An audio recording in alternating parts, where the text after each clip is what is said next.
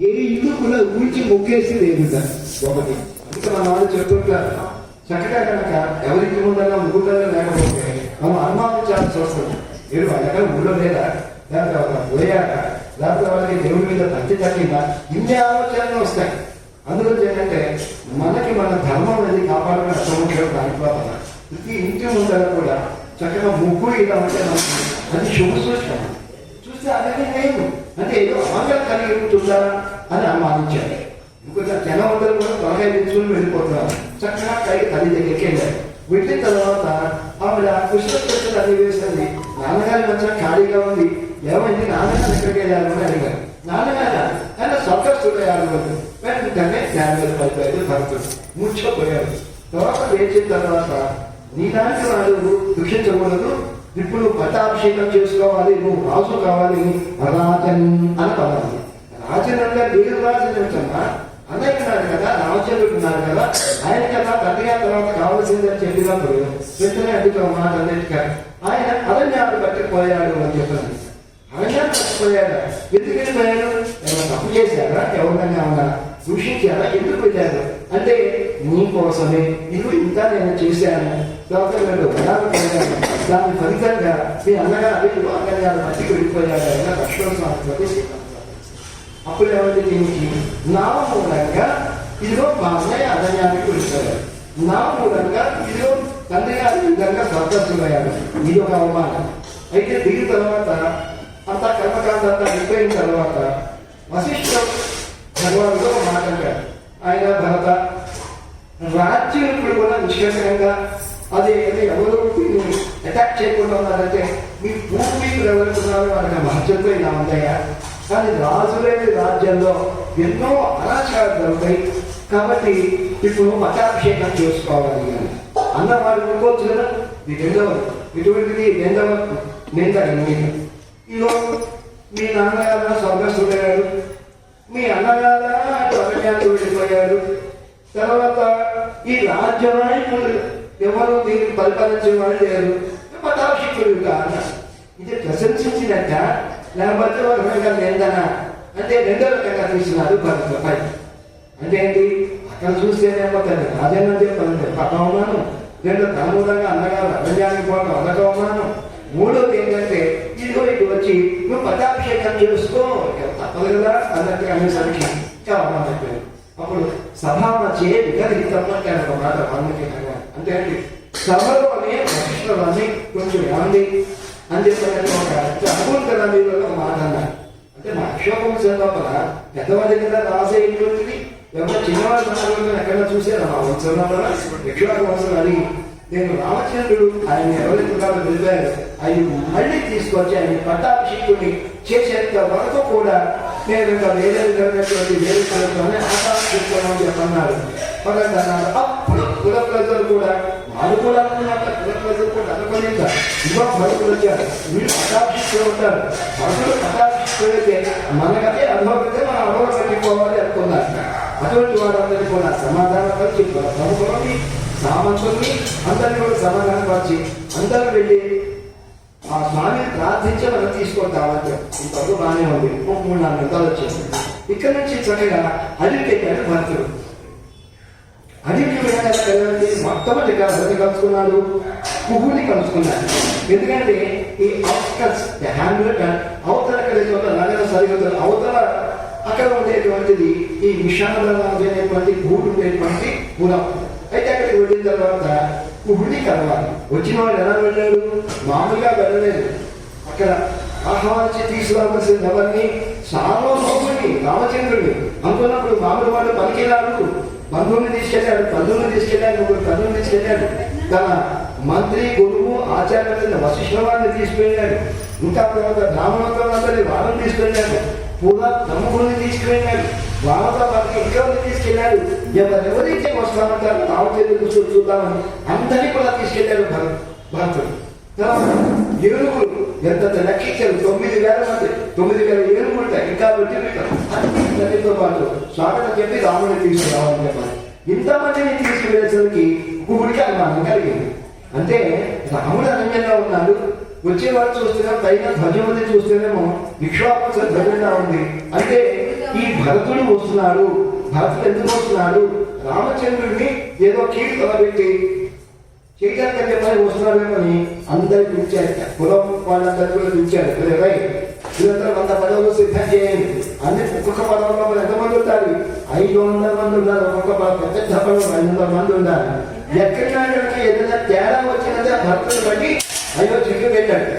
కానీ ఎందుకు వచ్చాడు మనకి తెలియదు అని చెప్పి ఏం చేశాక చక్కగా కొన్ని ఆ పచ్చి మాంసము, ఎండు మాంసము, రాజు తెల్లవాళ్ళు, తర్వాత కూడా ఏంటంటే డ్రై ఫ్రూట్స్, తర్వాత ఇంకా పళ్ళు, కొంత అన్నం అవి తీసుకుని వెళ్ళి బాబు మీరు వచ్చారన్న సంగతి మాకు తెలియదండి, అందు గురించి మాకు కొంచెం ముందుగా చెప్పినట్టు మీకు అందరికీ ఆతిథ్యం ఇచ్చేవాళ్ళు అన్న. అన్న తర్వాత ఒక మాట ఉన్నారు, కాదు నేను మా అన్నగారిని కలుసుకోవడానికి వచ్చాను, మీకు ఆయన మత ఆయన చిన్నవా మీకు తెలుసు అని చెప్పాలని నిన్ను కలుసుకోవాలి. అంటే ఊరంటారు రాజ్యం నిష్కర్తగా చేసుకోవడానికి మీ అన్నగారిని సంపద కోసం వెళ్ళలేదా అడుగుతున్నాను అంటారు. అనగానే ఇది ఎంత గొప్పదిందా, భక్తుడికి ఎంత గొప్పదిందా అని కొంటానికి గిరగలాడిపోయిన తర్వాత అనుకున్నాక ఏం తెలుస్తుంది, పిల్లలు కొట్టుకునే వాడికి మా రాజవంశ వారి అక్షరం తెలుస్తాయి అని చెప్పారు. కాదు గుహ రాజ్యం నాకు అక్కర్లేదయా, మా అన్నగారిని పిలిచి తీసుకెళ్తే నేను వస్తున్నాను అని చెప్పాను అన్నట్ట. చాలా నమస్కారం చేసి దాటించాను. ఇక్కడ వస్తుంది మనకి భరద్వాజుడు. ఈ దాటిపోయిన తర్వాత ఇదొక నింద ముహూర్తి దగ్గర వచ్చినటువంటిది. భరద్వాజుడి దగ్గరికి వెళ్ళిన తర్వాత భరద్వాజుడు ఎవరు? ఆయన త్రికాలజ్ఞుడు. అంటే భూత భవిష్యత్తు వర్తమానం 3 తెలిసినటువంటి మహానుభావుడు భరద్వాజుడు. అయినప్పటికీ కూడా చక్కగా ఆతిథ్యం అన్నీ ఇచ్చాడు. ఆద్యం పాద్యం ముఖ్యాధ్యం అన్ని ఇచ్చాడు.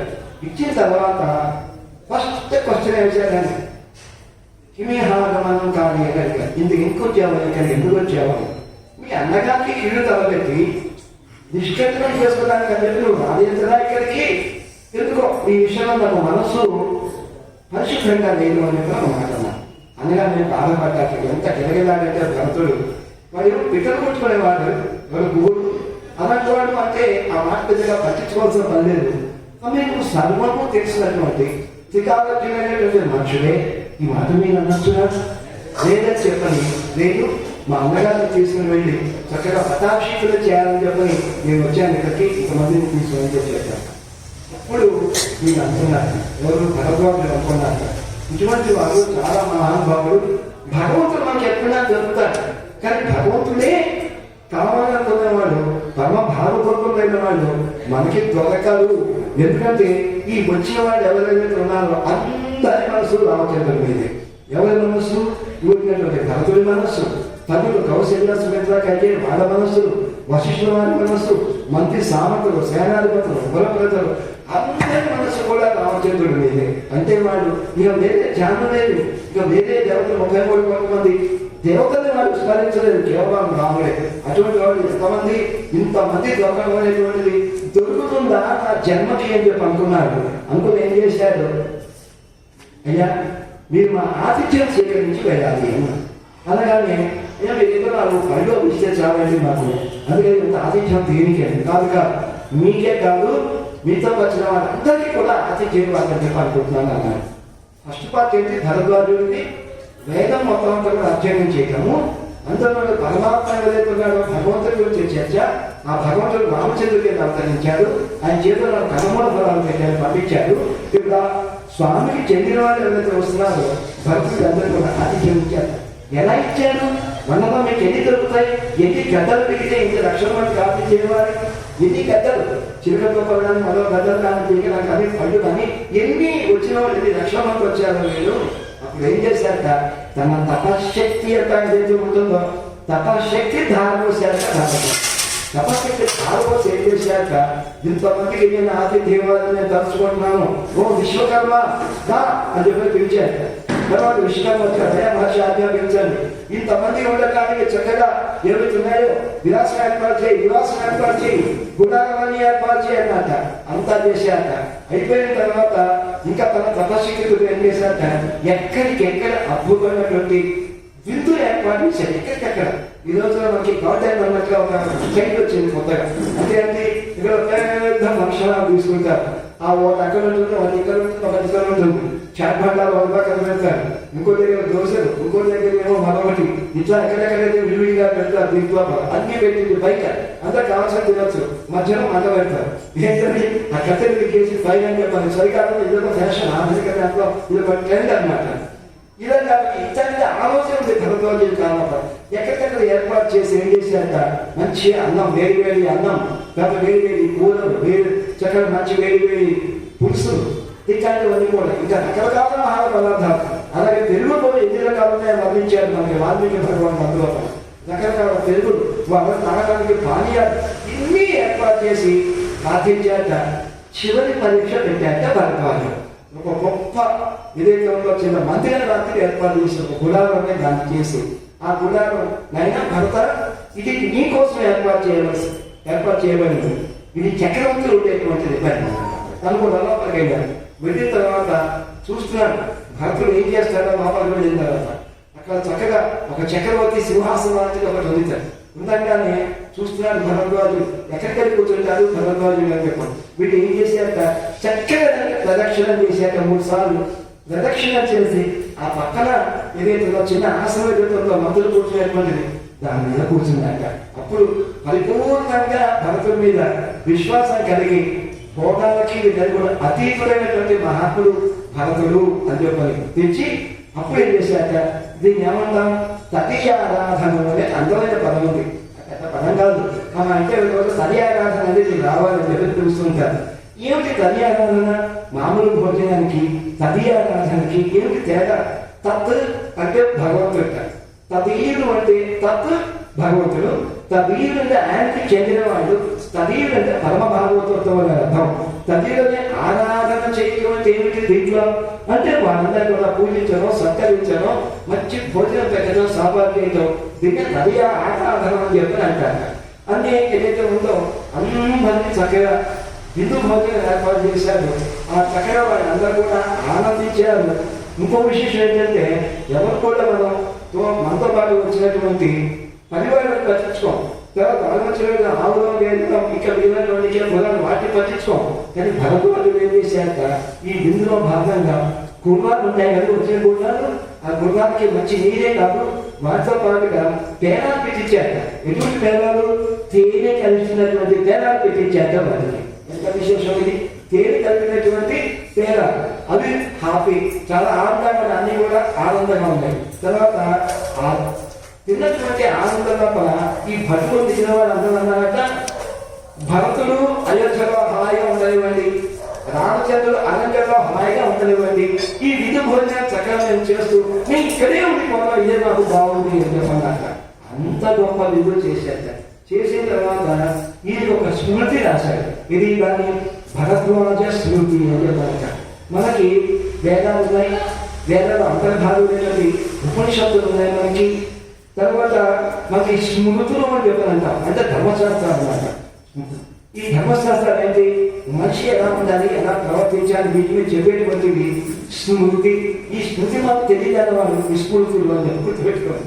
స్మృతులు ఎన్ని ఉంటాయి?